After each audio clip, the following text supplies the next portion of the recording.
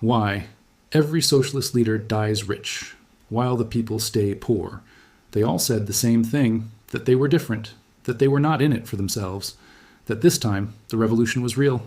They wore simple clothes, they gave passionate speeches, they pointed at the wealthy and said, those people are the problem. They promised that once the rich were brought down, everyone else would rise. And the people believed them. They always believe them, because the promise sounds so reasonable, so just, so human. But here is what always happens. The leaders who promise to destroy the wealthy class become the wealthy class.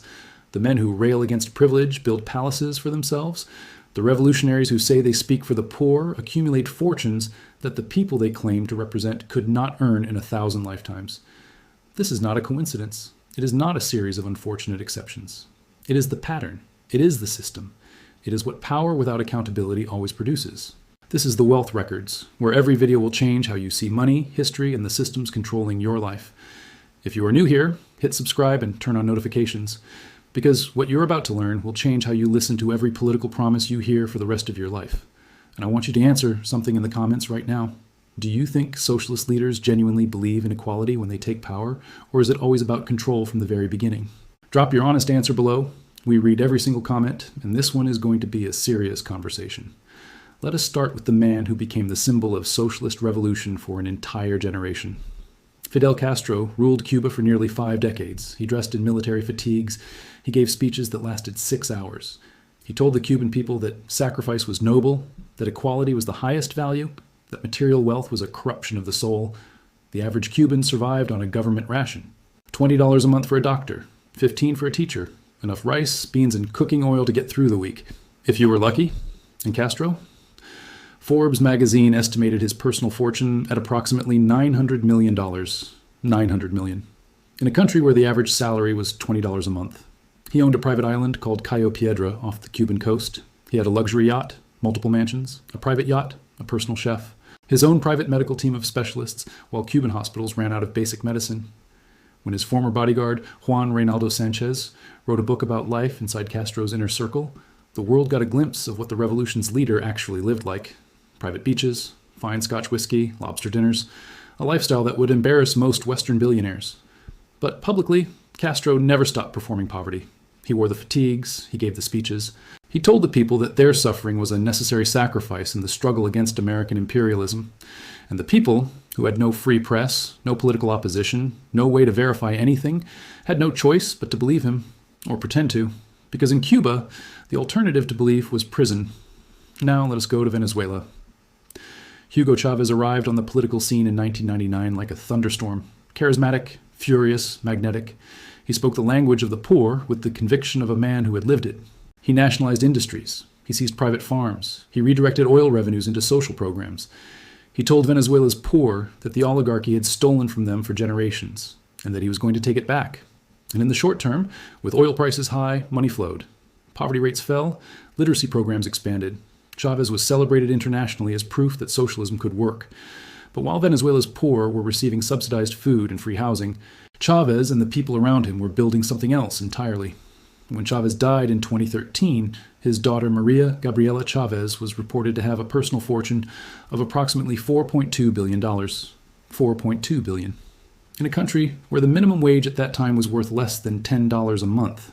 She became one of the wealthiest people in Venezuela, not through business, not through innovation, through proximity to power in a system where power controlled everything. Chavez's inner circle, the Bolivarian elite that came to be known as the Boligarchs, accumulated extraordinary wealth through government contracts, currency manipulation, and control of state enterprises. They flew private jets, they bought mansions in Miami and Madrid, and they sent their children to private schools in Europe. The revolution that promised to end the oligarchy simply replaced one oligarchy with another, except this one wore red berets and quoted Simon Bolivar.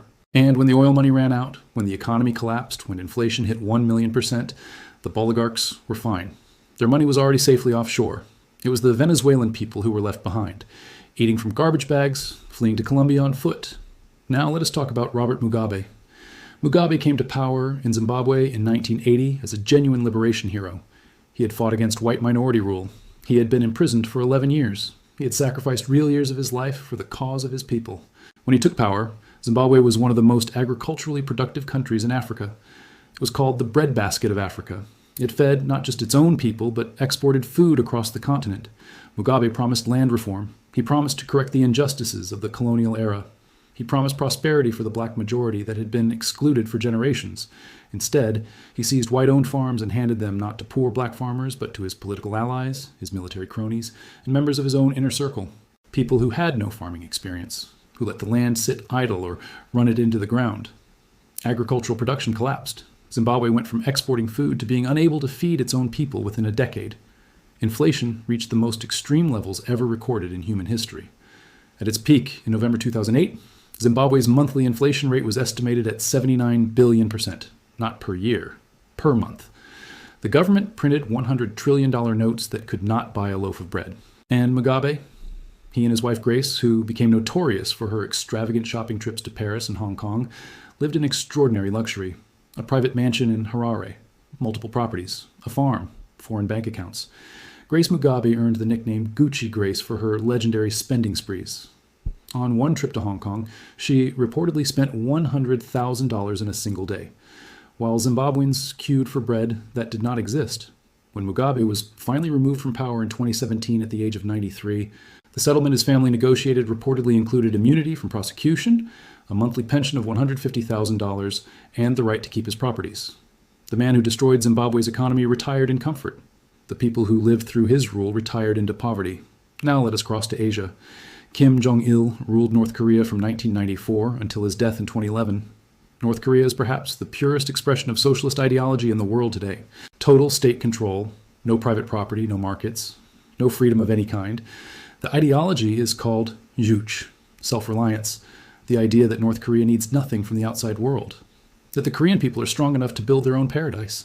In practice, juche means this: hundreds of thousands of North Koreans have died in famines. The most severe in the 1990s killed an estimated 1 to 3 million people. In a country of 25 million, up to 12% of the entire population, people ate grass, they boiled leather, they dug up roots. In some regions, there were credible reports of people eating the dead. This was not a natural disaster. North Korea has farmable land. It was a man-made catastrophe produced by a system that could not allocate food efficiently because it had abolished the market mechanisms that make food allocation possible. And Kim Jong Il, during this famine, he was importing the finest cognac in the world. Hennessy Paradis, one of the most expensive cognacs produced, reportedly consumed $50,000 to $100,000 worth per year. He maintained a fleet of luxury yachts. He had a private cinema stocked with thousands of Hollywood films. He maintained multiple palaces across the country, each staffed and maintained at enormous expense. His personal sushi chef, a Japanese man named Kenji Fujimoto, who later defected and wrote a memoir, described a life of extraordinary excess. Fresh seafood flown in from Japan, parties, dancing girls, the finest food money could buy. All of this while his people were dying in the fields. Kim Jong Il's reported personal fortune at the time of his death was estimated at between $4 and $5 billion, held in secret accounts across Europe and Asia, in a country where the average person earned the equivalent of approximately $1,000 per year. The pattern is so consistent across these four men, across these four countries, across four different continents, that it cannot be dismissed as coincidence or individual moral failure. It is structural. It is inevitable. And understanding why is the key to understanding everything. Here's the mechanism that nobody explains. When a socialist government takes power and abolishes private property, when it nationalizes industries and eliminates markets, it does not eliminate wealth, it concentrates it. In a market economy, wealth is dispersed. It exists in millions of private hands, in businesses, in property, in savings. The state must tax it to access it. And taxation requires political will and legal process. In a socialist economy, wealth flows directly to whoever controls the state. There is no separation between political power and economic power. They are the same thing. The man who controls the government controls the oil company. He controls the food distribution system, the import licenses, the foreign currency. He decides who gets contracts, who gets housing, who gets medicine. This is not an opportunity for corruption. It is a system in which corruption is not even the right word, because corruption implies a deviation from the norm. In a socialist economy, elite enrichment is the norm. It is the system functioning exactly as power structures always function when there is no accountability. And power corrupts, always. The leaders who promise to serve the people end up exploiting them. Because without prices, without markets, without profit and loss, there is no accountability. There is no mechanism to punish failure or reward service. There is only power. And power without accountability becomes predatory, every single time. Now here is where the story gets uncomfortable for some viewers. Because socialism's appeal has not died with Castro or Mugabe or Chavez. It has migrated. It has rebranded. It has found new champions in the Western world. Bernie Sanders has been a United States senator for decades. He honeymooned in the Soviet Union. He praised breadlines as a sign of equality. He calls himself a democratic socialist and has run for president twice on a platform of wealth redistribution, nationalization of healthcare, and heavy taxation of the rich.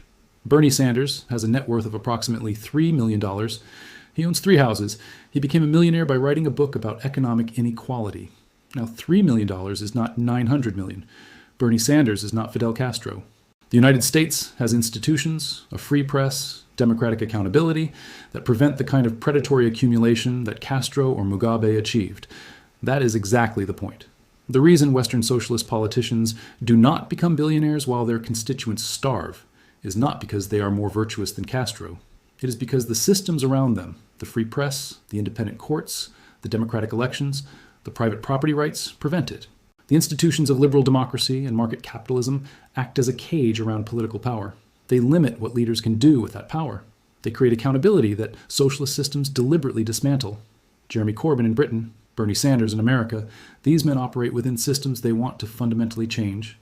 And the uncomfortable truth is that the changes they advocate, more state control, more nationalization, more centralized distribution of resources, are precisely the changes that, when taken to their logical conclusion, produce Castro, produce Chavez, produce Mugabe. Not because the intentions are the same, but because the mechanisms are the same. Concentrated power, reduced accountability, the state controlling what the market used to control. The road to Caracas is paved with good intentions, every step of it. So what is the lesson? The lesson is not that socialist leaders are uniquely evil. Some of them, at least at the beginning, genuinely believed in what they were doing. Castro was a true believer. Mugabe was a genuine liberation fighter. Chavez grew up poor and understood poverty from the inside. The lesson is that the system they built was designed to produce exactly what it produced. When you concentrate economic and political power in the same hands, when you eliminate the price mechanism, private property, and market accountability, when you remove the institutional checks that limit what leaders can do, you do not get equality. You get a new aristocracy. An aristocracy that wears military fatigues instead of crowns, that quotes Marx instead of scripture, that calls its palaces government residences and its wealth state assets. But an aristocracy nonetheless. The people at the bottom stay at the bottom, often poorer than they were before the revolution, often with less freedom, less food, less hope.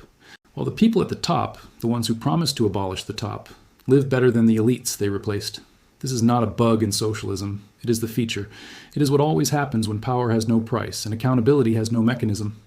Look at the numbers one final time. Castro promised equality. He died with an estimated $900 million. The average Cuban earns less than $4,000 a year. Chavez promised to end the oligarchy. His daughter reportedly holds $4.2 billion. The average Venezuelan today lives on less than $2 a day. Mugabe promised to give the land back to the people. He retired on $150,000 a month. Zimbabwe's poverty rate is over 70%. Kim Jong Il preached yuche and self-reliance. He spent $50,000 a year on cognac. His people ate grass during a famine that killed over 1 million. The gap between what these men said and what they did is not a gap between rhetoric and reality. It is the gap between what power promises and what power always delivers when the systems that hold it accountable are removed. History does not repeat. But if you do not understand it, it will crush you all the same. Every generation gets a new set of leaders who promise that this time is different, that this revolution is real, that this leader actually means it. The names change, the flags change, the slogans change, the outcome never does. If this gave you a new perspective, hit subscribe. The Wealth Records. History has the answers. I will show you where to look.